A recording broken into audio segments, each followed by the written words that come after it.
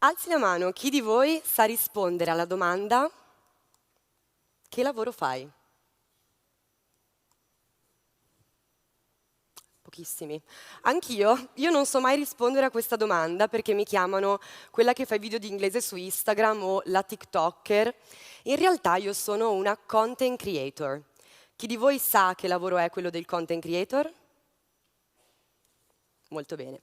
Chiunque crei contenuti a scopo di intrattenere, educare o informare è un content creator.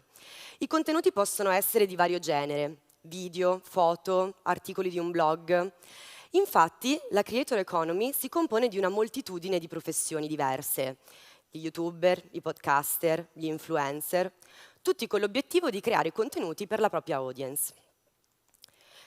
In molti tendono ad usare le parole influencer e content creator in maniera intercambiabile e in effetti molte persone sono sia uno che l'altro, anche se in realtà a distinguere queste due figure c'è lo scopo per cui si producono e postano i contenuti.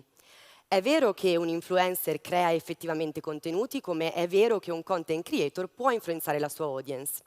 Ma lo scopo del content creator è quello di creare contenuti di alta qualità, mentre quello dell'influencer è quello di allargare la propria community e di sponsorizzare prodotti o servizi di aziende.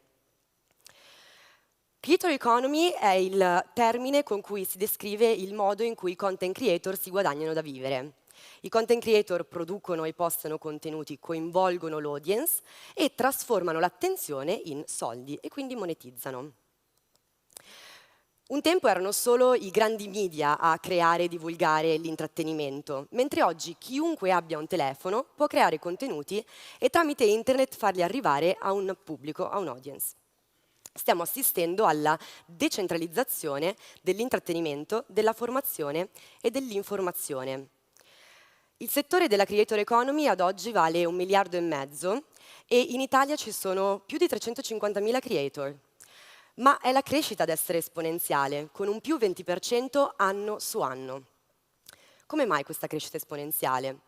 Perché il 34% delle persone si fida dei marchi con cui fa acquisti, mentre il 64% si fida più degli influencer che dei marchi. Quindi quando le aziende collaborano con un influencer, prendono in prestito la fiducia che la community ha verso questa persona e più fiducia uguale più acquisti. Un content creator è come una vetrina, che a differenza di una vetrina di un negozio tradizionale, che può essere vista solo dalle persone che gli passano effettivamente davanti, la vetrina del content creator può essere vista in qualunque posto del mondo e in qualsiasi momento, e quindi l'esposizione è esponenziale.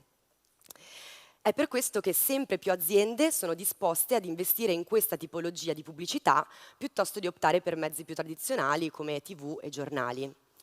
Collaborare con le aziende è solo uno dei modi in cui i content creator possono guadagnarsi da vivere. Si può anche ricevere revenue share, ovvero una parte del guadagno che le piattaforme come YouTube e TikTok hanno dalle pubblicità. Un altro modo potrebbe essere quello di creare prodotti o servizi fisici o digitali e venderli alla propria audience. Questo significa essere un imprenditore digitale e il 17% dei content creator è effettivamente un imprenditore, mentre il 39% aspira a diventarlo in futuro. Essere un imprenditore digitale ti dà la possibilità di lavorare quando vuoi e dove vuoi. Piacerebbe a tutti, no? Comunque abbiamo bisogno di un senso di comunità come esseri umani e grazie alla tecnologia oggi possiamo trovare online gruppi di persone che condividono le nostre passioni. Questi gruppi si chiamano community. Le community sono create e gestite da un content creator. Le piattaforme diventano una casa e all'interno di queste community si condivide e si impara gli uni dagli altri. Le community sono una casa digitale dove tutti sono i benvenuti e a cui possiamo accedere ogni volta che ci va da qualunque luogo del mondo. Essendo nata nel 97, quasi per tutta la mia vita ho avuto accesso ad internet e i content creator sono stati parte fondamentale della mia istruzione. YouTube, dico sempre, è un po' la nuova biblioteca di Alessandria, si può imparare praticamente tutto gratis.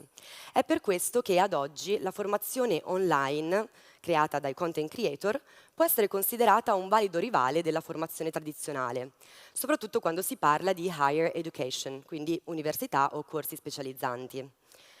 Alcuni punti di forza della formazione online sono il fatto che è gratis o poco costosa, perché appunto i content creator hanno altri modi con cui guadagnano. In più i contenuti sono sempre freschi e aggiornati.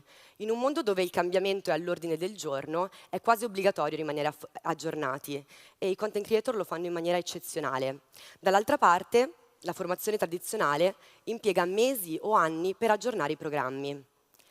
Ma forse la cosa che più mi affascina della formazione online è il fatto che si può imparare dai top di settore. Senza muovervi di casa potete fare una lezione di cucina con uno chef stellato oppure una lezione di recitazione con una star di Hollywood. Bene, ora che sapete esattamente cosa vuol dire creator economy, magari qualcuno di voi vorrà diventare un content creator e quindi voglio darvi qualche consiglio. La prima cosa che dovrete fare è trovare la vostra nicchia di mercato, ovvero un gruppo di persone che hanno gli stessi bisogni, le stesse esigenze, le stesse passioni. Per trovare la nicchia di mercato perfetta per voi, vi basterà fare una lista delle vostre passioni, delle vostre skills, le vostre competenze e dei bisogni del mercato, tenendo conto che i bisogni del mercato devono in un qual modo essere collegati a una volontà delle persone di spendere. E le persone sono disposte a spendere i propri soldi per 3 sfere principali. Innanzitutto gli SKEI, e quindi migliorare la propria condizione economica, migliorare le proprie relazioni, che siano amicizie o amore, e infine per allungare la propria vita. Bene, individuata la vostra nicchia di mercato, dovrete iniziare a creare contenuti. E i contenuti che ad oggi vanno per la maggiore sono gli short form videos, quindi video brevi, dai 7 secondi ai 3 minuti. Questo perché l'attention span sta diminuendo anno dopo anno. Attention span vuol dire appunto la capacità di concentrazione, per quanti secondi riusciamo a mantenere la concentrazione di seguito. Calcola che nel 2000 erano 12 secondi e oggi, solo 20 anni dopo, sono 8. Chi secondo voi ha una capacità di attenzione migliore della nostra oggi? I pesci rossi. Bene, un altro consiglio che voglio darvi quando create contenuti è farli il più relatable possibile, quindi relatability. Quello che dite o quello che fate o il vostro percorso deve essere in un qual modo collegato alla vostra audience, devono rivedersi in voi. Per esempio, io che insegno inglese online non racconto solo delle cose belle, ma racconto anche di tutte le figuracce o delle difficoltà che ho avuto nel mio percorso. Credeteci o no, in seconda superiore sono stata rimandata in inglese, quindi sono la prova vivente che tutti possiamo farcela. Forse però l'elemento fondamentale per avere successo come content creator, ma non solo, anche nella vita, è la PP. Sì, ma non quella che si fa in bagno. PP sta per Passion and Perseverance. Passione e costanza nel creare contenuti educativi, originali e facilmente fruibili. Senza passione ti verrà difficile avere costanza. Infatti, la Creator Economy si chiama anche Passion Economy. Come dicevo prima, i content creator hanno avuto una parte fondamentale nella mia istruzione e continuano ad oggi ad averla. Il mio messaggio di oggi per voi è: potete imparare qualsiasi cosa, ogni giorno qualcosa di nuovo, gratis, online, oppure potete far diventare la vostra passione il vostro lavoro, che potete gestire tramite uno smartphone da qualunque parte del mondo. Oggi, grazie al web, puoi trovare la tua casa entrando a far parte di una community, oppure creandone una. Passion and Perseverance. Grazie.